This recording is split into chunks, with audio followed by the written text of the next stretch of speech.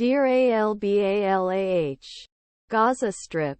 Israeli forces ed cities, towns refugee camps in Gaza overnight into Thursday. A widening air-ground offensive against Hamas has killed dozens of people, forced thousands to flee their homes. Shelters lately. Much of northern Gaza was destroyed and largely depopulated and isolated from the rest of the area.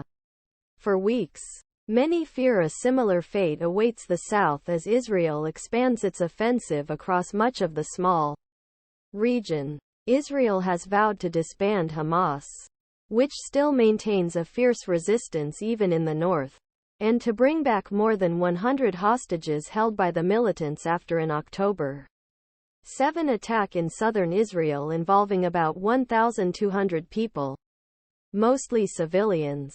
Israeli officials ignored international calls for a ceasefire, saying it would mean a victory for Hamas. While the United States provided significant support for the attack, it called on Israel to take greater measures to protect civilians and allow more aid. But humanitarian workers say the amount of food, fuel and medical supplies coming is still far below what is needed. And 1 in 4 Palestinians in Gaza are starving to death, according to UN officials. Attacks from north to south, at least 21 people, including women and children, were killed in airstrike on a house in the northern town Beit Lahia, one of the first targets Israel's ground offensive that began October. A family member said. Basil Khair al-Din, a journalist working for a local television channel, said the strike destroyed his family's home and severely damaged 3 neighboring houses. He said 12 family members, including 3 children aged 2, 7 and 8, were buried and presumed dead, while 9 neighbors were missing. Local residents said that in center of Gaza, Israeli warplanes' artillery hit the Barij and Nuzirat refugee camps, destroyed buildings. Israel this week said it would expand its ground offensive into central Gaza, launching waves of airstrikes and armaments, often before troops and tanks move in. A hospital in the nearby town of Deir al-Balah received the bodies of 25 people killed overnight, including 5 children and 7 women. Hospital records showed on Thursday.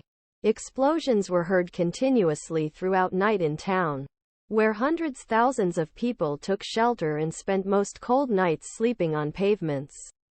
It was a new night of an, said Saeed Mustafa, who lives in Nuzirat camp. He said people were still crying among the rubble of a house destroyed by an airstrike on Wednesday. We hear their screams, but we don't have the equipment, he said. Further south, in Khan Yunis, the Palestinian Red Crescent said at least 10 people were killed and 12 injured in the attack near Al-Amal Hospital. Most of the city's population left the area, but many took shelter near Al-Amal and another hospital.